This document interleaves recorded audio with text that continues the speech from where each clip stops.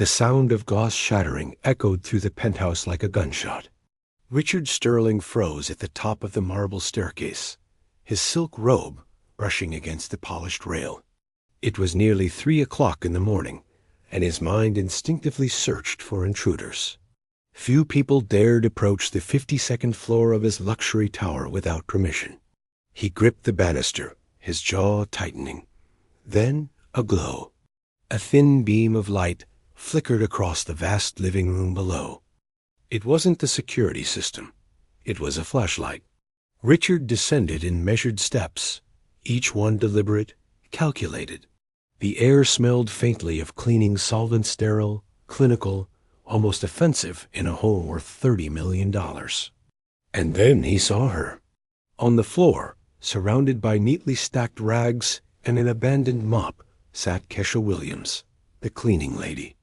Her back was straight, her uniform worn, her hair tied back with a rubber band. But what froze Richard in place wasn't her presence. It was what she was doing. Across the marble tiles lay open book stents, academic tomes with equations and symbols that Richard himself barely remembered from his Ivy League years. Her cheap flashlight balanced on a bottle of glass cleaner, casting harsh shadows over the pages of advanced economics and applied mathematics. Kesha? Richard's voice cut through the silence, sharp and accusing. The young woman didn't flinch. She slowly lifted her gaze, the beam of light catching her deep brown eyes. Her expression wasn't fear. It was something worse for Richard's ego-calm certainty. "What the hell are you doing here?" His words thundered off the walls. Kesha closed her book with an almost ritualistic grace, her slender fingers brushing the worn cover. Around her, the penthouse sparkled floors gleaming, glass spotless, every surface immaculate. She had clearly finished her shift hours ago. Yet here she was, studying in the darkness like she owned the place. "Mr. Sterling," she said evenly, her voice controlled, deliberate, "I finished all my work. I was just taking a moment to study before heading home." The audacity. The gall.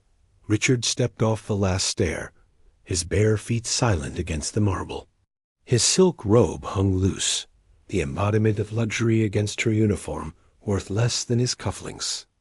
At 42, Richard Sterling had built his empire on fear, on keeping people like Kesha in their place. And now this? A cleaner in his house, surrounded by books she had no business reading? "Study?" He barked out a laugh, sharp and cutting. "Do you even hear yourself? Do you have any idea where you are? This isn't some public library. This is my home.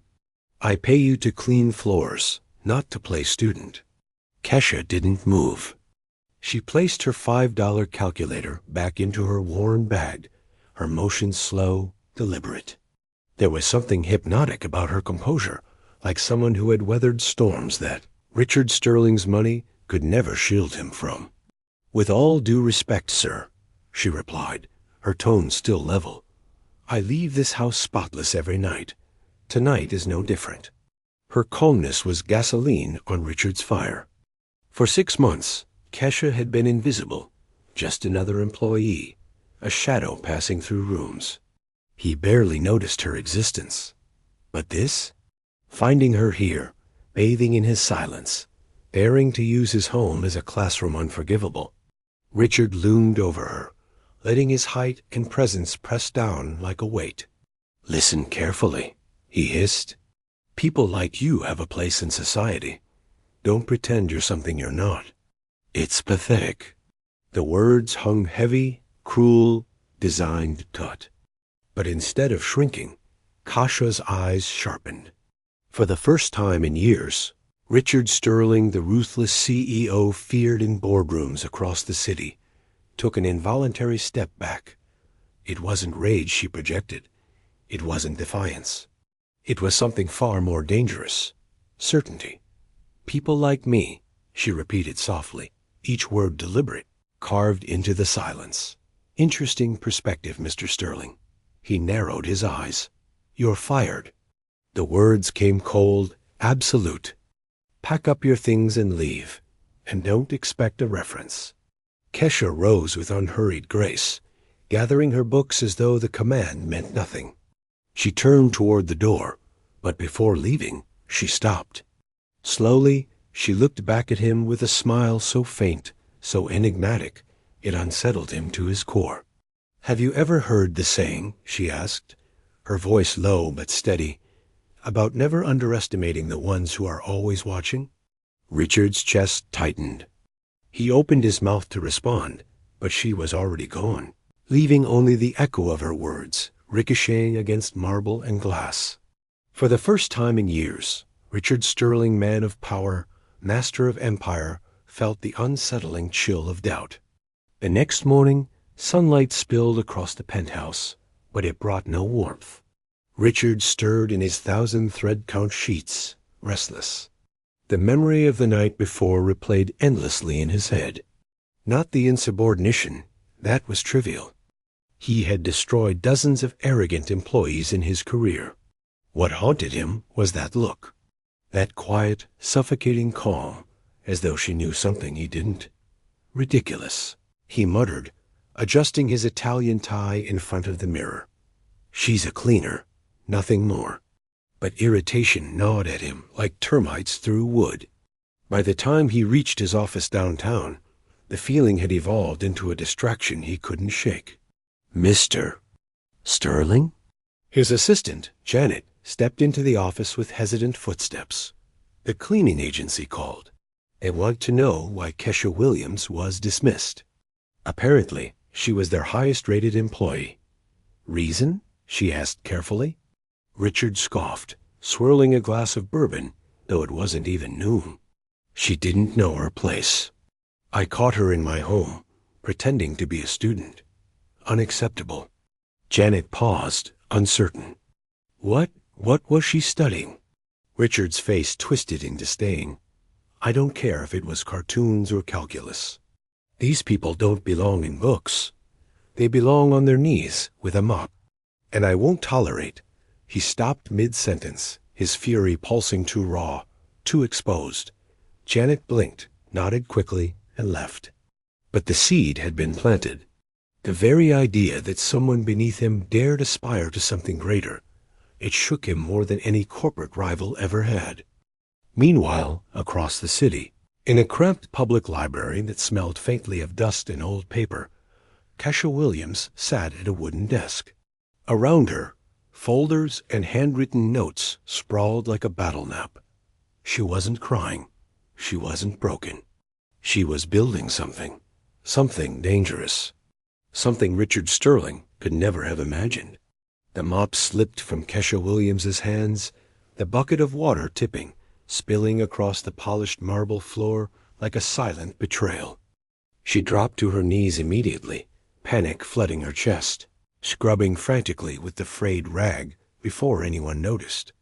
The water crawled in thin rivers toward the leather shoes that had just entered the room. She froze. A voice, low and sharp as a blade, cut through the silence. Pathetic. "Can't even hold a mop properly?" Kesha's head rose slowly, her tired eyes locking with the man towering above her. Richard Sterling, CEO, billionaire, master of this world of glass and steel. His dark suit was immaculate, his silver cufflinks glinting under the fluorescent light, a cruel smile tugging at his lips as he looked down at her, soaked and trembling on the floor. The humiliation in those first seconds was seared into her like fire. She stammered, I'm sorry, sir. I didn't mean." "Of course you didn't mean it." He leaned closer, his cologne wrapping around her like a chain. "But apologies don't fix incompetence. Do you realize how much this floor costs? How much I pay for someone like you to keep it clean?" Her fingers tightened around the rag, her cheeks burning as laughter from a few junior executives behind him echoed like a chorus of mockery. Kesha lowered her head again, scrubbing faster, the rag slipping from her trembling hands. She wanted to vanish into the cold marble, but her dignity forced her to stay silent.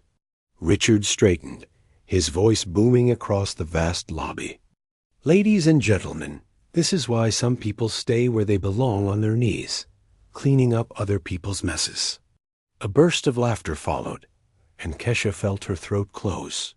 The moment, those words would carve themselves into her soul. And though Richard thought nothing of it, Kesha's silence that night was not surrender. It was a seed. Kesha had worked as a night cleaner in Sterling Enterprises for nearly 5 years.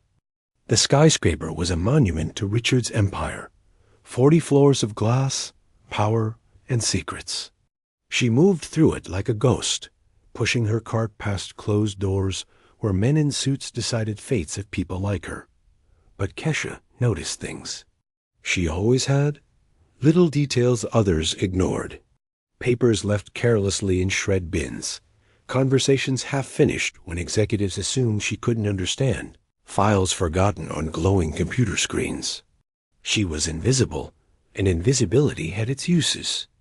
After the humiliation in the lobby, her hands scrubbed harder, but her mind worked sharper. She replayed Richard's words. The laughter. The weight of being dismissed, reduced, erased. A dangerous thought began to bloom. What if invisibility could be turned into power? Richard Sterling, meanwhile, hardly remembered the incident. For him, belittling the help was nothing more than an amusement, a reinforcement of hierarchy. He spent his days orchestrating deals, charming investors, and crushing rivals. His empire was expanding into new markets, his name etched in magazines and television screens. But Richard had weaknesses he thought carefully hidden. His arrogance blinded him to the eyes always watching. Eyes like Kesha's. Late one night, as Kesha emptied trash bins on the 33rd floor, she noticed a folder sticking halfway out of a locked office door. The brass plate read, Sterling Private. Normally, she would ignore it, but curiosity tugged. She slipped the folder into her cart, heart pounding. In the janitor's closet, under dim yellow light, she opened it. Documents, financial records, transfers, shell companies, numbers that didn't add up. Even with her limited background, Kesha understood enough. Richard Sterling was hiding something big. Her hands trembled, not from fear this time, but from realization. The humiliation in the lobby, the laughter, the disdain, they all collided with the truth she now held. For the first time, Richard Sterling wasn't untouchable. The following nights, Kesha's work became more deliberate. She began collecting bits of paper, discarded drafts, overheard conversations. Slowly, a picture formed. Embezzlement, fraud, deals signed in shadow. Richard Sterling's empire wasn't as spotless as his marble floors. But Kesha also knew the danger. If discovered, she could be destroyed. Fired, silenced, erased. She had no allies, no wealth, no protection. Only her wit and her invisibility. One evening, while cleaning the executive conference room, she paused by the long glass table. She could still hear Richard's laughter echoing from days before. She pressed her palm against the cool surface, whispering under her breath, "You won't laugh forever." Richard noticed a shift in the air long before he recognized its cause. Subtle resistance from certain board members, rumors whispering through investors, a sense that control was slipping. He tightened his grip on meetings, barked sharper orders, demanded longer hours. He told himself it was competition, rivals clawing at his throne. But unseen, in the shadows of his own empire, Kesha's collection of secrets grew. It was not revenge she sought not at first. It was dignity. Proof that the powerful could be held accountable, even by those they trampled. Every night she scrubbed the marble floors. She remembered his voice. On their knees, cleaning up other people's messes. And with every piece of evidence she tucked away, she rose a little taller. Then came the night Richard saw her again. He stepped into the lobby, late after a meeting, his phone pressed to his ear. His eyes flicked toward the figure mopping the floor. The same woman, the same bent back, rag in hand. He sneered, remembering how he had humiliated her before. "Still here?" he said, snapping his phone shut. Some people never learn. Kesha looked up this time. Her gaze was steady, her voice calm. Some people underestimate the wrong person. Richard frowned. Something in her tone unsettled him, but he dismissed it quickly. She was just a cleaner, nothing more. He walked away, but her words lingered, like a shadow at the edge of his mind. The building hummed with secrets. And Kesha Williams, the invisible cleaner, was no longer just a ghost. She was a storm waiting to break. The morning after the heated confrontation in the executive suite, whispers floated like smoke through the sterile hallways of Sterling Enterprises. A janitorial staff looked at Kesha differently, now some with admiration, others with fear, as if by being noticed by the CEO, she had crossed a forbidden line. Kesha tried to keep her head down, mop in hand, but the echo of Richard's words still stung in her chest. "People like you don't belong here." They repeated in her head like a curse. But Richard's mind was far less settled than hers. He sat alone in his penthouse office that evening, long after the city had drowned itself in neon. His glass of scotch remained untouched, the ice dissolving into bitter water.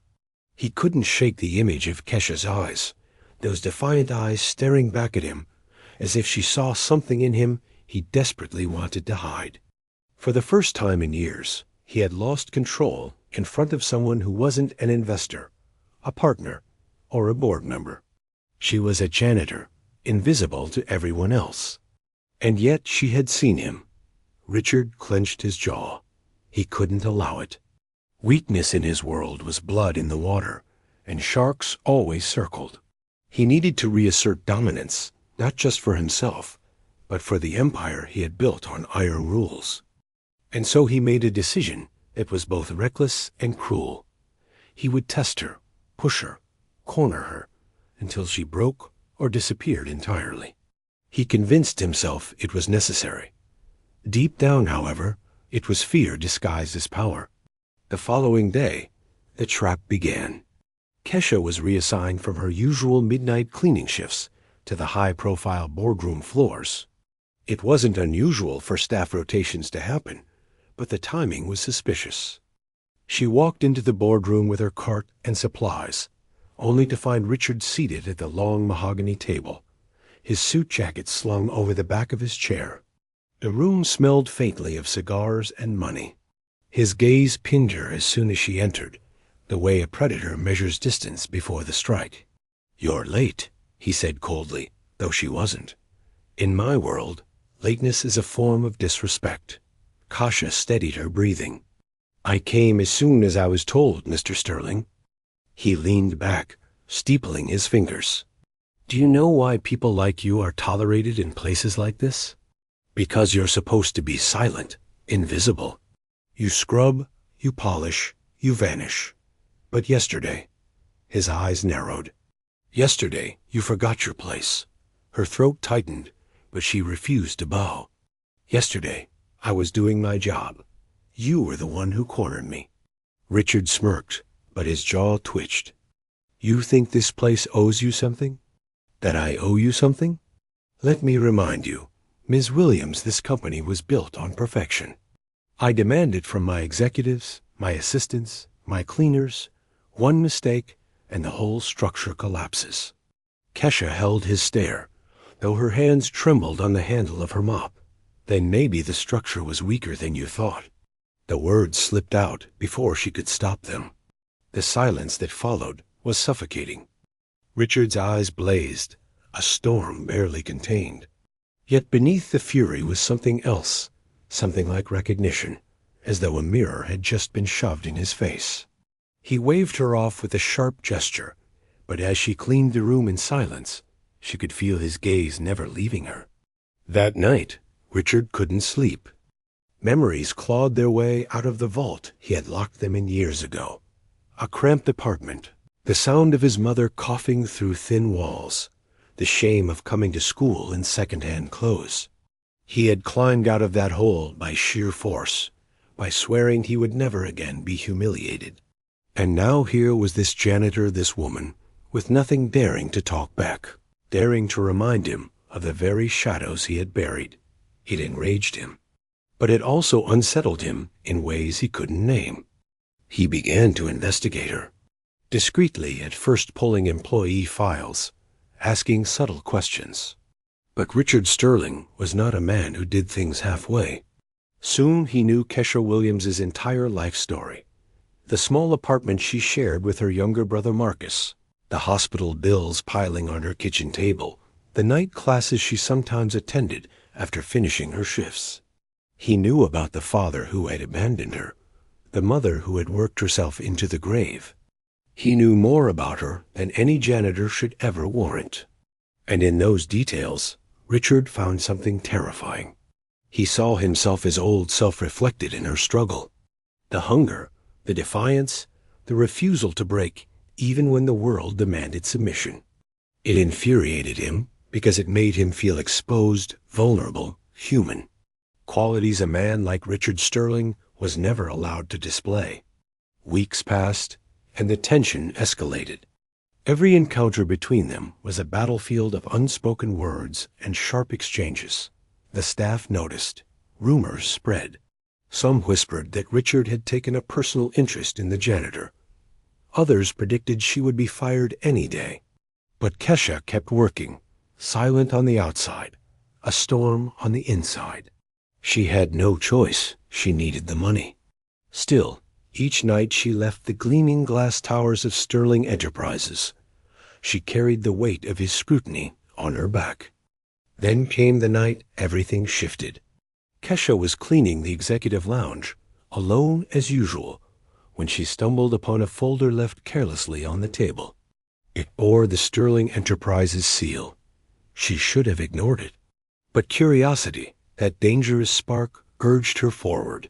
She opened it and froze. Inside were documents outlining shady deals, hidden accounts, evidence of corruption tied directly to Richard Sterling. It was the kind of evidence that could topple him, the kind that powerful men buried with threats or blood. Her heart pounded. She shoved the folder back exactly as she had found it. But when she turned, Richard was standing in the doorway, watching her. His face was unreadable, carved in shadow. "You saw too much," he said softly, almost regretfully. Kesha's knees went weak. "I didn't mean to, but you did." He stepped closer, his presence overwhelming. "And now you know what happens to people who see what they shouldn't." For a moment, she thought he might destroy her right there. But then his lips curved into a strange smile, cold and sharp. "Or maybe," he murmured, "this is exactly the test I needed." Her voice shook. "A test?" Richard circled her like a wolf. "You've shown me something no one else here has. Defiance, fire, the ability to look at me without fear. And now you hold something in your hands that could ruin me. So the question is?" He leaned in, his breath chilling her skin. "What will you do with it?" The room seemed to shrink around them. Kesha's pulse roared in her ears. She could feel the trap closing, but for the first time, she realized she wasn't the only one trapped. Richard was too caught in the web of his own secrets, his empire balanced on lies. And somehow, she had become the one person who could tip it all. Richard's world collapsed silently at first. Not with an explosion, not with a scandal splashed across the morning papers, but with a slow erosion of influence. He found himself cut out of board meetings, his name absent from projects, his allies too cautious to stand beside him. His voice, once commanding, now sounded desperate. Kesha, meanwhile, did not seek revenge beyond what was necessary. Her triumph was not in his downfall, but in her rise. She continued her work, her honesty, her quiet determination becoming a beacon. She visited her old neighborhood, where people once whispered about her struggles. Now they saw in her a reflection of hope. She carried herself not as a woman who had won against a millionaire, but as one who had refused to be broken. Richard tried to recover, but his arrogance had been his weapon and his curse. He filed lawsuits, blamed enemies, even tried to smear Kesha's name. But every attempt revealed only his bitterness. He became a symbol of excess, destroyed by pride. One evening, months after his final humiliation, Richard returned alone to the very office where it had begun. The echo of his footsteps in the marble hall haunted him. He paused at the doorway of the boardroom. Once, the room had risen to his voice. Now, it was silent. He lowered himself into the chair at the head of the table, staring at the polished surface. He could see his reflection, lined, weary, and stripped of the grandeur he once wore. For the first time, he felt the weight of the truth. He had underestimated a woman who carried strength greater than wealth could measure. Kesha, on the other hand, walked home through quiet streets, a night breeze cool against her face. She thought of the path she had walked, the humiliations endured, the secrets uncovered, and the justice she had achieved. She had not only defended her dignity, but had reshaped the meaning of power. Her story was no longer one of survival, but of victory. The world would remember Richard Sterling as a fallen tycoon, but it would remember Kesha Williams as something far greater, the woman who faced him, endured his cruelty, and proved that true power is not measured in wealth, but in resilience and truth. And as she closed her door behind her, silence wrapping her in peace, Kesha allowed herself a rare smile, not of triumph over him, but of triumph over everything he represented. For at last, justice was hers.